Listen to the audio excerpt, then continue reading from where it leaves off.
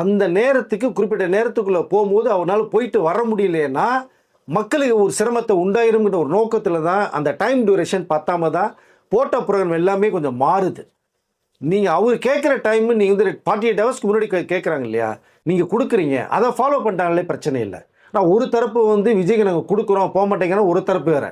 இன்னொரு தரப்பு அவங்க சைடு என்ன சொல்கிறாங்க, நாங்கள் கேட்குற இந்த டைமிங் டியூரேஷனில் எனக்கு வந்து அலாட் செய்ய மாட்டேங்கிறாங்க. கொடுக்குறாங்க, மாற்றம் செய்யப்படும் போது மக்களுக்கு கஷ்டத்தை வரக்கூடாதுன்ற ஒரே நோக்கத்தில் தான் திடீர்னு பிரச்சாரம் ரத்து செய்யப்படுது. நீங்கள் இப்போ பொண்ணில் தூத்துக்குடி போகும்போதே பார்த்தீங்களா, நீலகிரி வீட்டில் பார்த்தீங்களா, கேட்டு திறந்தோடனே அவ்வளோ பேர் நிற்கிறாங்க. காரு மூவ் ஆகி போய்கிட்டே இருக்குது. ஒரு சீட்டில் 4 பசங்க, குடி பசங்க, எல்லாம் பொண்ணுங்க, அழகாக ஒரு பொக்கையை வச்சுட்டு ஒரு வாழ்த்து சொல்லி விளையாடுறதுக்கு ஓடி வர்றாங்க. காரை நிப்பாட்டி பொக்கையை வாங்கிட்டு அவங்கள்ட்ட வாழ்த்துக்கள் வாங்கிட்டு போகிறார். அங்கே இப்போ ஏர்போர்ட்டில் இறங்கணும், அங்கே கூட்டம், ரோடு பூரா கூட்டம். இது எப்படி பார்க்குறதுங்க?